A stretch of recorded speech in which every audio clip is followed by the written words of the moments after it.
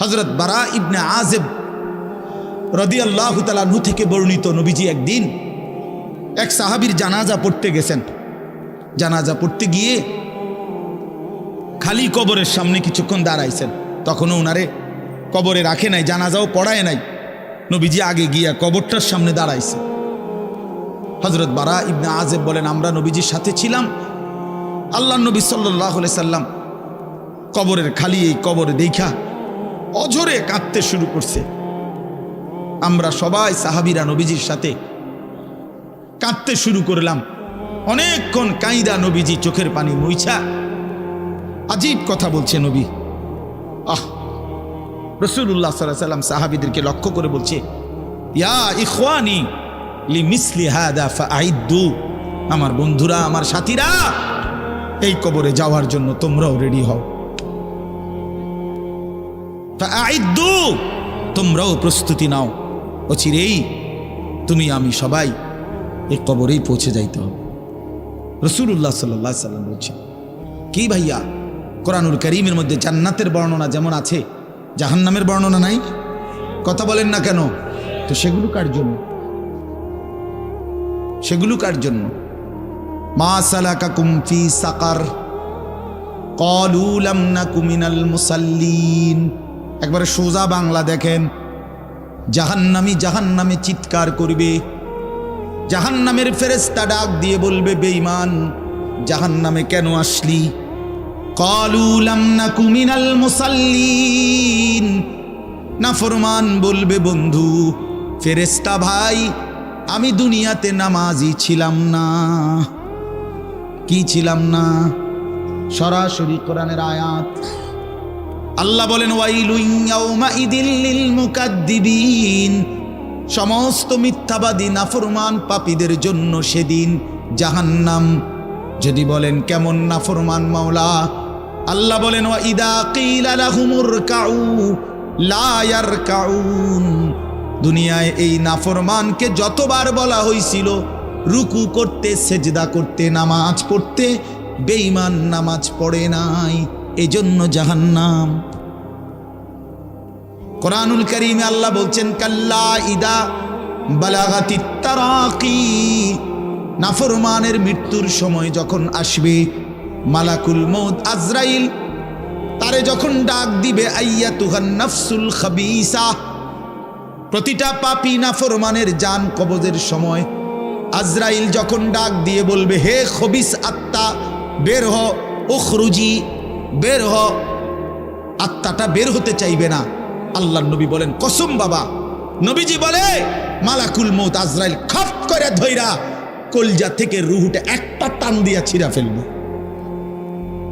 একটা টান দিয়া ছিঁড়ে ফেলবে। এরপরে রুহুটা কণ্ঠনালীর কাছে এসে আটকায় যাবে। কাল্লা ইদা বালাগাতিত তারাকি, তারাকি মানে কণ্ঠনালী। ফালাউলা ইদা বালাগাতিল হুলকুম ওয়া আনতুম হিনা ইদিন তানজুরুন, এটার অর্থ এটাই। হুলকুম মানে কণ্ঠনালী, বের হতে চাইবে না রুহু। আজরাইল তখন ধৈরে টাইনা হেসরাইয়া ছিঁড়া ছিন্ন ভিন্ন করে বেঈমান নাফরমানের কলজা ছিঁড়ে ফেলবে, রুহু ছিঁড়ে ফেলবে, এরপরে শরীর থেকে বের করে নিয়ে আসবে। আরে বন্ধু, এই কোরআনে আছে, আল্লাহ নিজে বলছে, এমন নির্মম মৃত্যু হলো কেন? এই নাফরমানের মউত এত কঠিন হলো কেন? তার কলজা ছিঁড়া ফেলছে, রুহু ছিঁড়ে ফেলছে, এমন মৃত্যু হলো কেন? আল্লাহর কসম বাপ, আমারেও বলি, আপনারেও বলি, আল্লাহ কোরআনে সরাসরি বলছে, এমন ভয়ানক মৃত্যু হলো কেন? ফালা সাদ্দাকা ওয়ালা সাল্লা, কারণ এই নাফরমান আমি আল্লাহর কথায় বিশ্বাস করে নাই, ওয়ালা সাল্লা, এবং নামাজ পড়ে নাই, নামাজ পড়ে নাই, নামাজ পড়ে। হ্যাঁ, বেনামাজি সন্তান মনে রাখো, বাদ দুগা খাইতে এলে খুব মাতবর, মোবাইল একখান টিপে, মোটরসাইকেল একখান চালায়। হ্যাঁ, বাহ বাহ বাহ বাহ বাহ বাহ বাহ। আর কি, আর ধরে কে? আমার একটা মোটরসাইকেল আছে, আমার একটা মোবাইল আছে, আমার কিছু বন্ধু আছে যারা আমার সারাক্ষণ অসৎ সঙ্গ দেয়।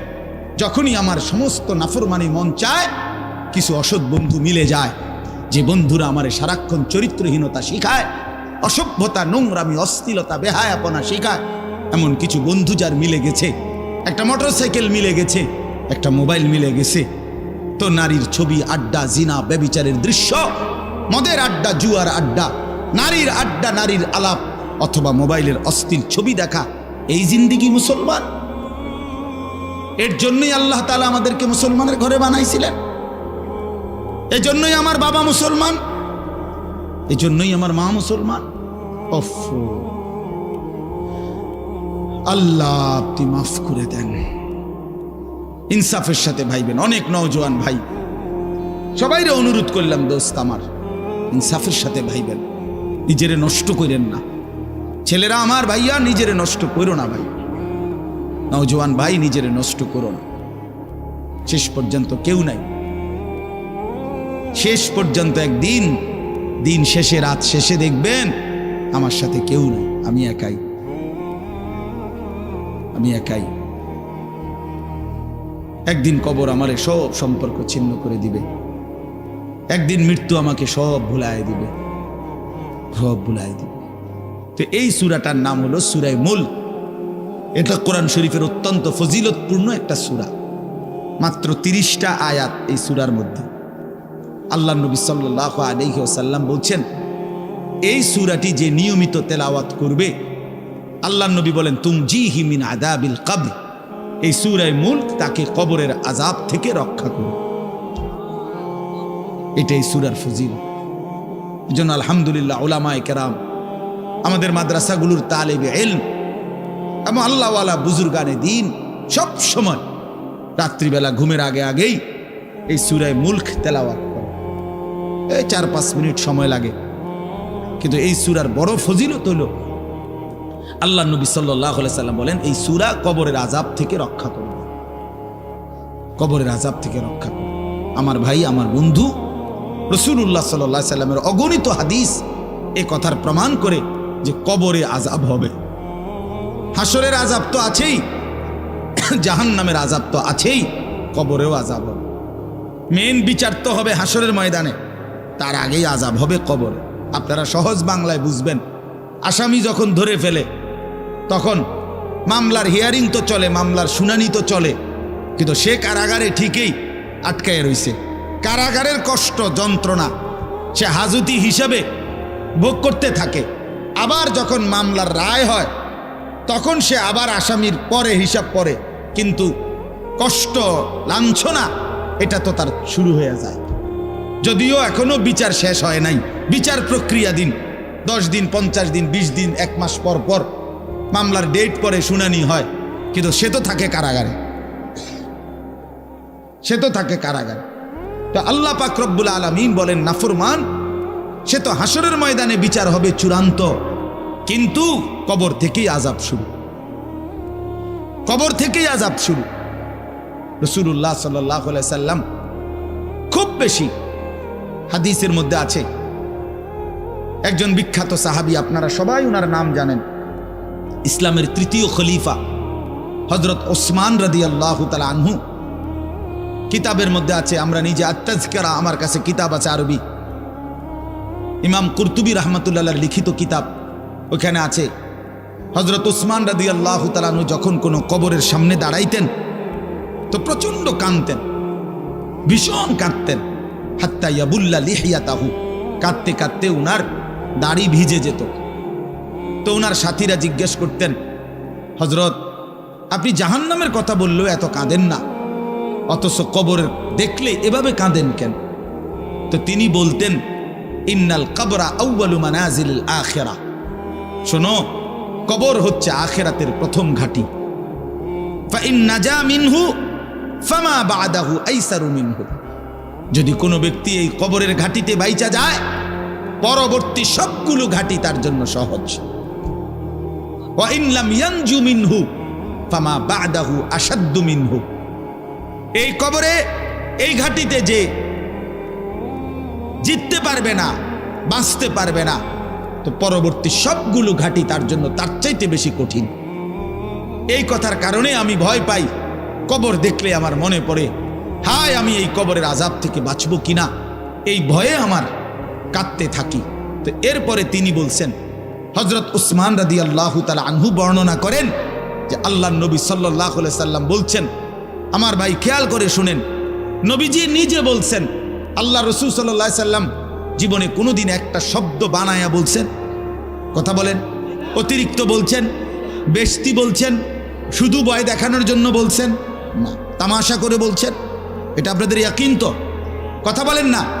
আল্লাহর নবী সাল্লাল্লাহু আলাইহি সাল্লাম বলেন, মা রাআইতু মানজারান কাত্তু ইল্লা ওয়াল কবরু আফজাউ মিনহু।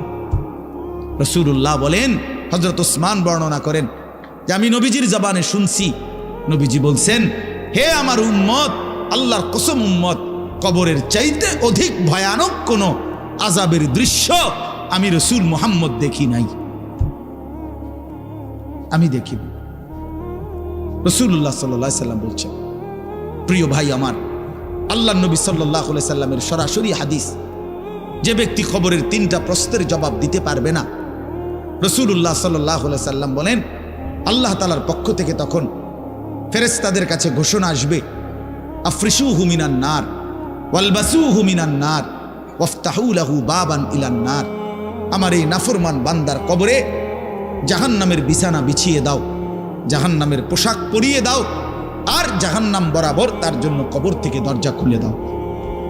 ফেরেশতারা যখন এই কার্যক্রমটা শেষ করবে, প্রথম জাহান্নামের বিছানা বিছায় দিছে, পোশাক পরায় দিছে, জাহান্নাম বরাবর দরজা খুলে দিছে, আল্লাহর নবী সাল্লাল্লাহু আলাইহি ওয়াসাল্লাম বলেন, একজন ফেরেশতা এসে তখন ফায়ুদরাবু লাহু বিমিতরাকাতিম মিন হাদিদিন, নবীজি সাল্লাল্লাহু আলাইহি সাল্লাম বলেন, তখন একটা লোহার হাতুড়ি, লোহার গুর্জ, লোহার হাতুড়ি দিয়ে একজন ফেরেশতা তাকে একটা আঘাত করবে।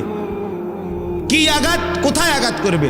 সরাসরি হাদিসের শব্দ, বরবাতান বাইনা উজনাইহি, তার 2 কান বরাবর একটা আঘাত করবে।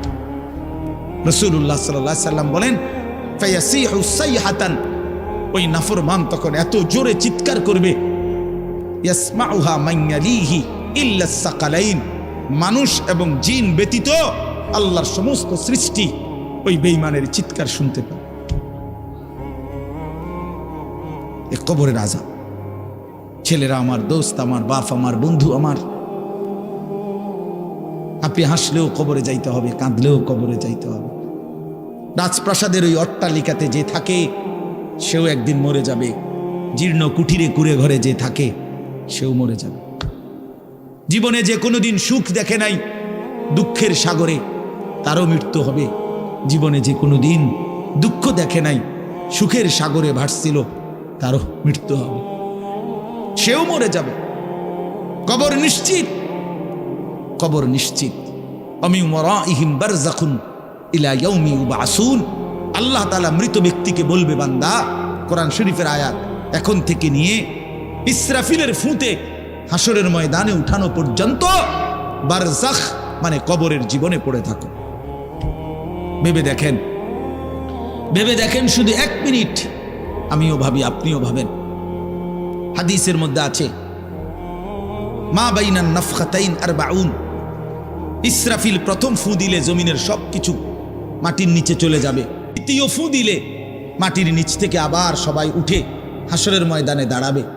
তো নবীজি সাল্লাল্লাহু আলাইহি সাল্লাম বলছে, এই 2 ফুঁয়ের মাঝখানে ব্যবধান হবে 40।